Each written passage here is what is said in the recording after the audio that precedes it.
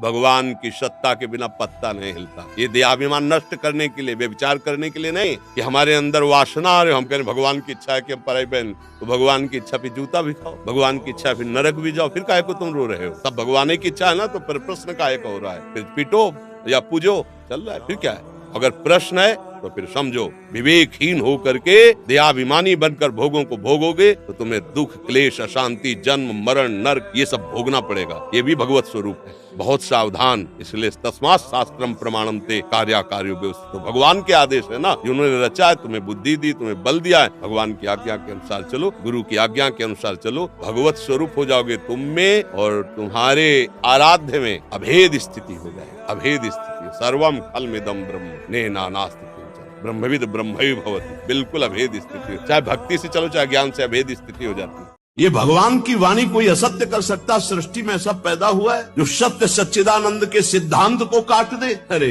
केवल नाटक। हम कहते हैं, माइक से कहते हैं, विश्व में कोई ऐसा जादूगर पैदा हुआ हो, तांत्रिक ऐसा पैदा हुआ हो, कोई ऐसा पैदा हुआ हो, आए और करे छू ले जंतर बांधो, आज से डायलिसिस खत्म, तुम्हारी किडनी सही, हमें दिखाओ। फालतू में बावरे लोगों को ड्रामेबाजी में फंसा रहे हो। ये जंतुर ले, ये राख ले, ये कपड़ा ले, ये कलावा ले, बांधो हमारे कलावा जंतुर, हमारी बुद्धि को बदल दो या हमारी किडनी को बदल दो, दो में जो ताकत हो बदल दो। बावरे अस्पताल बने, ये बावरे डॉक्टर, तुम्हारी बुद्धि काम नहीं कर रही कि तुम्हें खुला ड्रामा बनाया जा रहा है। देखो यहाँ का सत्संग बहुत कड़ुआ लगेगा, अगर स्वीकार कर लोगे तो हम दहाड़ के कह रहे, बड़े बड़े महापुरुषों का संग किए हुए है गंगा किनारे, बचपन से शेरों का संग किए, गीदड़ों का नहीं हुआ है, ध्यान रखना। उसी के बल से हम तुम्हें दहाड़ करके बात कहते हैं।